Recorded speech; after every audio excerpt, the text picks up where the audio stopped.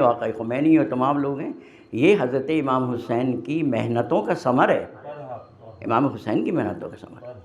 اور آج کا ٹاپک بھی کمال کا ہے، جواب ہی نہیں ہے۔ جناب ڈاکٹر صدا حسین صاحب سے ملتمس ہوں کہ تشریف لائیں۔ جعلنا من المتمسکین برعایت مولا علی ابن ابی طالب علیہ الصلوۃ والسلام۔ واقعی اللہ پاک کا ہمیں احسان مند ہونا چاہیے جس نے ہمیں ایسے ہادی رہبر دیے ہیں کہ مولا کا یہ جو کلام ہے یہ خود ایک قرآن مجید کی آیت ہے جس کی تفسیر ہے۔ جیسے اللہ پاک قرآن مجید میں آیت نمبر 286 سورہ بقرہ میں فرماتا ہے کہ لا یکلف اللہ نفسا الا ما وسعہا۔ تو الا وسعہا جو ہے کہ یعنی کہ وہ جتنی برداشت ہوگی ہم اتنی ہی اسے دیتے ہیں، یعنی کہ اس سے زیادہ نہیں ہے۔ تو یعنی کہ ہمیں اب خود یہ ہم اسیس ہی نہیں کر سکتے، ہم کوئی اس میں اندازہ لگا ہی نہیں سکتے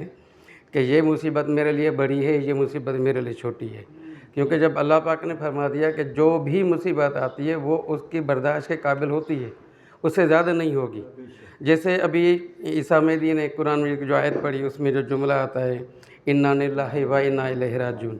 تو یہ میں نے کسی تفسیر میں ایک عالم صاحب سے سنا کہ یہ جملہ اس کی جو شان نزول ہے کہ جب جنگ احد میں حضرت حمزہ علیہ السلام شہید ہو جاتے ہیں تو وہاں پہ کفار جو وہاں پہ طنز کر رہے ہوتے ہیں، وہاں پہ کہہ رہے ہوتے ہیں کہ بتاؤ کیا ہوا، تو وہاں پہ حضرت امام علی علیہ السلام ہی فرماتے ہیں کہ انا للہ و انا الیہ راجعون۔ اگر آپ تاریخ میں جائیں تو دوسری آپ کو ایک جملہ ملے گا کہ جب ثانیہ زہرا سلام اللہ علیہ دربار میں کھڑی ہیں، ان کو بولا جاتا ہے کہ دیکھو اللہ نے آپ کے ساتھ کیا کیا۔ اب ان سے زیادہ کیا مصیبتیں ہوں گی؟ وہ کہتے ہیں کہ ما رأیت الا جمیلہ، یعنی کہ اب جتنی بھی ان کو تکلیف آ رہی ہے، اب صحیح بات ہے، ظاہر یہ کہ ہم ان کی جگہ پہ نہیں ہو سکتے، لیکن اللہ پاک کی اگر بات پہ ہمیں یقین ہے تو بندہ یہ سمجھ سکتا ہے کہ یہ جو چھوٹے چھوٹے مسائل آتے ہیں، یہ جو چھوٹی پریشانیاں آتی ہیں وہ ہمارے برداشت کے قابل ہوتی ہیں، اور ہمارے وہ ایمان کو مضبوط کرنے کے لیے، ہمیں کچھ کامل کرنے کے لیے آتی ہے۔ اب ان کے آنے کے بعد یہ ہوتا ہے کہ آپ کو تسلی مل جاتی ہے کہ آپ جو یہ آزمائشیں آپ کو آ رہی ہیں، یہ آپ کی آزمائش آپ کے لیے سند ہے۔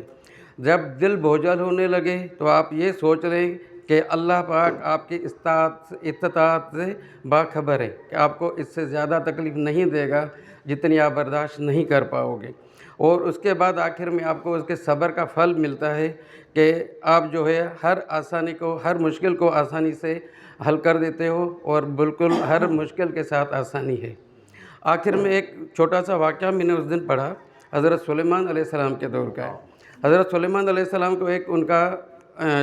کی امت کا یہ شخص آتا ہے، وہ کہتا ہے کہ سلیمان علیہ السلام آپ کی وسیع حکومت ہے، آپ بہت سارے جانوروں کی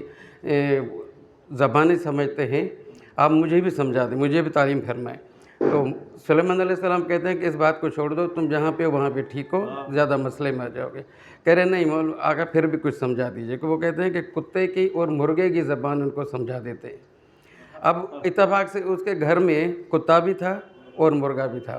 اب ایک دن وہ وہاں پہ سن رہا ہے کہ ایک مرغے نے روٹی کا ٹکڑا پڑا ہوا تھا، وہ اٹھا کے کھاتا ہے،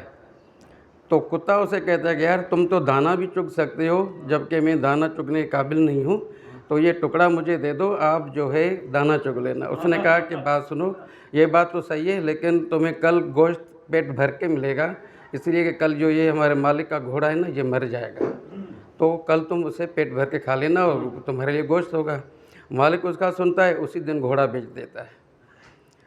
دوسرا دن ہوتا ہے، اب اس کے بعد گھر میں ہوتا نہیں ہے، ظاہری وہ مرتا ہی نہیں، وہ تو ویسے ہی بھوکا رہتا ہے۔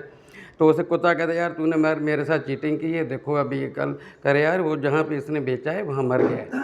کہہ رہے ابھی کیا کروں، کر کے فکر نہیں کرو، کل اس مالک کا جو کھچر ہے نا وہ مر جائے گا۔ تو اب وہاں پہ وہ کہتے ہیں کہ دوسرے دن جیسے ابھی وہ ہونے والا تھا، اس نے پہلے ہی کھچر کو بھی بیچ دیا اور وہاں سے مالی فائدہ وہ حاصل کر رہا تھا۔ اب دوسرے دن اس نے کتے نے کہا کہ یار دیکھو اس نے تو یہ بھی کر دیا اور تم بھی میرے ساتھ کوآپریٹ نہیں کر رہے ہو، ایسی جو چیزیں جو میں کھا سکوں مجھے دیا کرو، باقی تم چھوٹی چھوٹی چیزیں کھایا کرو۔ اس نے کہا کہ کوئی فکر نہیں ہے، ایک اور تمہیں بات بتاؤں، کل اس مالک کا جو غلام ہے وہ مرے گا، اب اس کے لیے گوشت بھی بانٹے گا، روٹیاں بانٹے گا، تو کچھ نہ کچھ تو جو آج کے حالات ہیں اس سے بہتر ہی ہوں گے۔ اب وہ مالک ان کی جو زبانیں سمجھ رہا ہوتا ہے اپنے مالک کو غلام کو بیچ دیتا ہے۔ اب دوسرے دن تک اس کے پاس یہ بھی چیز نہیں ہوتی،